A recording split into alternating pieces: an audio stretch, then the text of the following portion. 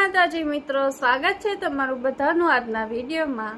આ કર્મભૂમિમાં તો ભગવાનને પણ દુઃખ વેઠવું પડ્યું હતું। તે વાત ઉપર માતાજીએ આજના પ્રવચનમાં શું કીધું છે તે આપણે આજે જોવાનું છે। તો ચલો શરૂ કરીએ આજનો વિડીયો। જય ખુખારમાં મેલડી।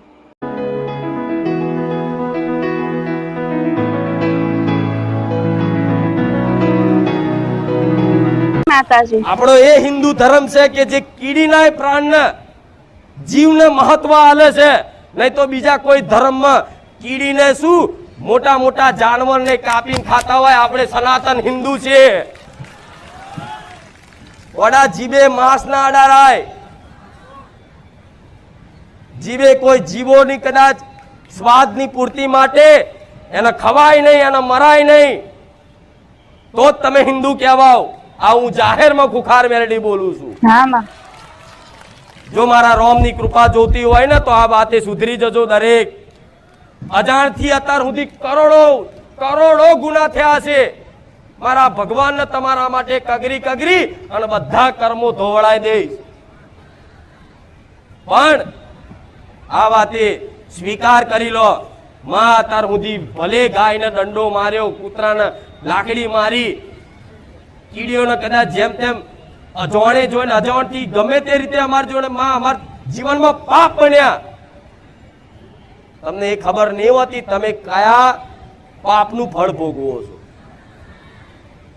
કયા પાપનું ફળ ભોગવો છો એ ખબર હોતી નથી। ભીષ્મ પિતાને જાણો છો દરેક મહાભારતના? એ ભીષ્મ પિતા બાણ એટલા બધા બાણ વાગ્યા કે 6 મહિના સુધી બાણની સૈયામાં એ પડ્યા રહ્યા। એ ભોગવતા હતા કે ભલે આ મારા કોઈ કર્મનું દુઃખ હશે, પણ એ બાળ પહેલેથી બાળ બ્રહ્મચારી હતા, એટલે એમને તો 100 જન્મ સુધીનું જ્ઞાન હતું કે હું કૃષ્ણ ભગવાનને ભીષ્મ પિતામાં એવું કહેતા કે ભગવાન આ જે પીડા વેઠું છું એ ભલે મારા કોઈ કર્મની જ પીડા હશે, એમાં તમારો કોઈ દોષ નહીં, પણ વાસુદેવ મારે ખાલી જાણવું છે કે આ કયા જન્મનું ફળ છે। હું 100 જન્મ સુધી તો મારું જાણું છું કે એવું કોઈ મારાથી પાપ નહીં બન્યું કે જેનો દંડ સ્વરૂપ મારા પીડા ભોગવવી પડે। ભલે હસતા હસતા ભોગવી લઈશ, પણ મને ખાલી જણાવો કે આ કયા કર્મનું ફળ છે। ત્યારે ભગવાને એવું કીધું તમે 100 જન્મ સુધીનું જાણો છો ને, તો 100 થી આગળના જન્મ સુધીનું તો હું જાણું છું। ત્યારે ભગવાને યાદ કરાયું કે તમે એક પહેલા જંગલમાંથી કોઈ રાજા તરીકે જતા હતા શિકારી, અને કોઈ નાગ દેખાયો, તો એ નાગને તમે બાણથી મારી અને એને બાવરિયામાં લાકડીથી લઈ અને બાવરિયામાં લટકતો મૂકી દીધો। એ સાપ એ નાગ 6 મહિના સુધી રીબાઈ મર્યો ને, આ એનું ફળ તમે ભોગવો છો। કેટલા જન્મ? 100 જન્મ। કેટલા જન્મ? 100 જન્મ। તમને તો આ જન્મનું યાદ નહીં કે અમે કેટલા કર્મો કર્યા છે। ચોથી ઉદ્ધાર થાય। આ સત્ય વાતો સનાતન વાતો છે, ભલે તમે માનો કે નહીં માનો। જન્મો જન્મની કદાચ વાર્તાઓ બધાએ હોંભરી છે, નહીં હોંભરી? નાના હતા તોય હોંભર્યું છે। કોઈ કદાચ બહુ દુઃખી થતું હોય, કોઈ એને બહુ પરેશાન કરતું હોય, તો છેલ્લે આની અંતર આત્મા બોલી જાય કે શી ખબર આ કયા ભવનો મારી જોડે બદલો લેવા આવ્યો છે। બોલી જાય છે ને? દીકરીઓને કહું છું અને દીકરાઓને કહીશ કે શી ખબર કયા ભવનો મારી જોડે આ બદલો લેવા આવ્યો છે। હે ભગવાન, આવું બોલી જાય। એ કોણ બોલે? તમારી અંતર આત્મા। જેમ કે આત્મા જાણે છે કે તમે શેની પીડા ભોગવો છો। આવી કર્મની પીડાઓ હોય છે, છતાંય મારો ભગવાન એટલો દયાળુ હોય ને, માતાઓ એટલી દયાળુ હોય છે ને, કે આવા જો કર્મના ચક્કરમાં માણસો એના ફળમાં કદાચ જીવન કાઢતા હોય ને, નાસ્તિક થઈને ફરતા હોય ને, તો ભગવાનની કૃપાથી તમને ક્યાંક ને ક્યાંક ભગવાનનું નામ હોભરવા મળે, ક્યાંક ભજન હોભરવા મળે, તો મોની લેજો અમારી પર વિશેષ કૃપા રોમની બની છે। આ જીવન અમૂલ્ય છે। આ જીવનમાં ભક્તિ એમને પ્રાપ્ત થતી નહીં, સેવા કરવાનું મન એમને લાગતું નથી, જીવો પર કદાચ દયા ભાવના રાખવાનું મન એમને એમ લાગતું નથી. આજે કદાચ 2 રોટલી કે 11 રોટલી ગાયને ખવડાવો છો ને તો મારો રોમ તમારી પર રીઝ્યો છે, મોની લેજો. તમારી કુળદેવી તમારી પર પ્રસન્ન થઈ છે એવું મોની લેજો. દુઃખ તો ગોડા જીવનમાં આવતા જતા રહેશે. મોટા મોટા રાજા મહારાજાઓને દુઃખ વેઠવા પડ્યા છે તો તમે જઈ ખેતની મૂડી છો. મોટા મોટા રાજા રજવાડાઓને દુઃખ વેઠવા પડ્યા છે. ધરતી પર ખુદ ભગવાને અવતાર લીધો, ભગવાનને ખુદ જંગલમાં કોટા વાગેલા છે, ભગવાન ખુદ રોયેલા છે. તો ભગવાન અવતાર લઈને એ દર્શાવે છે કે આ સંસાર છે ને, આ સંસાર કર્મ ભૂમિ છે. જેવા જેવા કર્મો કરશો ને એનું ફળ તમને મળશે.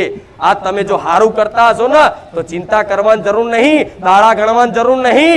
આંખો બંધ કરીને રોમ ભરોસે જેટલું થાય એટલું પુણ્યદાન તમારી જોડે હોય ને 20 રૂપિયા તો એના 1 રૂપિયાનું કદાચ ચોક જીવો પાછળ સેવામાં વાપરી નાખજો. મારો ભગવાન બેઠો છે, હિસાબ કરશે. હિસાબ તમે ના રાખતા, દાડા તમે ના ગણતા. તમારો અધિકાર બને છે. તમે નહીં માગો ને તોય ભગવાન આલશે. સંકેત તમારો અધિકાર બને છે. કોઈ ઈચ્છા છે દુઃખ આવે જીવનમાં? તમે ઈચ્છા કરો છો ક્યારે કે મારા જીવનમાં દુઃખ આવે? છતાંય તે તમારી રજા લેવા રહેશે દુઃખ? નહીં. આવી જાય તરત, કયા ટાઈમે કયા સમયે કયા ચોગડે ચમનું પલટું વાગી જાય ખબર ના પડે. રાતે તો હસતા હોય ને બીજે દાર તો ચોય દવાખાનામાં આઈસીયુ દાખલ કર્યા હોય. સાચી વાત છે. પૂછી ના આવે છે દુઃખ? નહીં આવતું ને તો વગર આમંત્રણે દુઃખ આવી જતું હોય તો વગર આમંત્રણે સુખ ના આવે. પણ ભરોસો નહીં એટલે. પણ જો ભરોસો રાખી લો આ કર્મની ગતિ પર કે આજે અમે સારું કરીએ છીએ ને, અમે કદાચ પુણ્યદાન કરીએ છીએ ને તો આગળ જતા અમને સુખ આવશે. માં અમને વિશ્વાસ છે. અને જેટલું દુઃખ આવે ને એટલું દુઃખ મારી કૃપાથી જેટલું દૂર થાય ને એટલી તો હું કોશિશ કરું છું.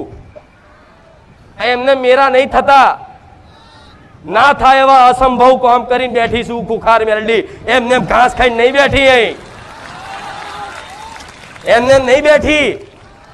ના થાય એવા અસંભવ કામ સંભવ કરીને બેઠી છું ને.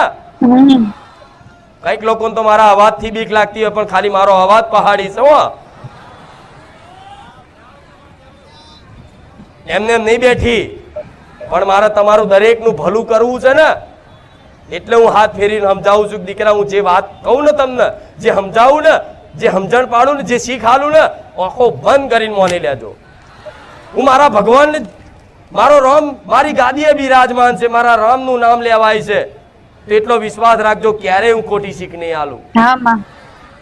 ક્યારે હું ખોટી શીખ નહીં આલું, ક્યારે તમને ખોટા માર્ગે નહીં લઈ જાઉં, ક્યારે તમારી જોડથી કંઈક પડાવવાની ભાવના મારી વસ્તી જોડે મારા દીકરા જોડથી ક્યારે નહીં રાખું. હું આવું ફરી એક વખત મારા રામની સાક્ષીએ બોલું છું. મારે નહીં જોતું તમારી જોડથી કશું, પણ વાત ન મોની લો. જેમ બધા મારા ધામમાં જે સુખી થયા છે ને, કઈક લોકો 6 મહિના જે ટક્યું છે ને એના આખું જીવન બદલાઈ ગયું છે. આખું જીવન બદલાયું કે નહીં? તો નવા આવતા હોય અને જો આમના જેવી કૃપા જોતી હોય, આમની જેમ હસતું રહેવું હોય, આખો દાર રોમ રોમ રોમ રોમ ખુખાર મેલડી કરવું હોય ને તો ટકીને બેહી જજો. જો જગ્યા મળે તો પલાઠી વારી લેજો. અમૃત વાણી અમૃત રસ મળે છે, પી લેજો તમારી તાકાત હોય એટલું. ઘૂંટો મારો કે ગ્લાસ મારો, પણ ઘૂંટો મારશો ને તો એટલો નશો થશે, ગ્લાસ મારશો તો એટલો નશો થશે.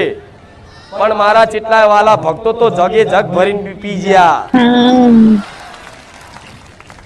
એવા ભક્તોનો અનુભવ પૂછ્યા કે ભલે ઘેર પૈસા નહીં હોય, ખાવા કદાચ દોણો નહીં હોય, ખીચામાં રૂપિયો નહીં હોય, પણ છતાંય આનો ભરોસો એવો કે માં આજે નહીં કાલે મારી ખુખાર મેલડી દાડા લાવશે. આજે નહીં કાલે માં. અત્યારે દુનિયા અમને બહુ મેણા મારે છે, દુનિયા જાત જાતનું કહી જાય છે. માં અમારા વિશે તો કહી જાય ચાલે, પણ માં કોક દિવસ તારા વિશે કહી જાય અમને સહન નહીં થતું. દીકરા દીકરીને દરેકને કહીશ કે કોઈ ગમે તે વાતે તમને કદાચ મારી ભક્તિમાં લાગેલા હોય, મારા ગુણગાન ગાતા હોય અને કોઈ દુઃખ કદાચ ના મટે અને કદાચ મેણું મારા નોમનું ખાવું પડે તોય સહન કરી લેજો, જવાબ આલીશું. નડી નહીં, કોઈ મારી નહીં, કોઈ પરાણે નહીં. હું તમને એવા સુખી કરી દઈશ ને એક કોકદાર તમને પૂછવા આવશે કે મને ખુખાર મેળડી લઈ જા ને ભાઈ.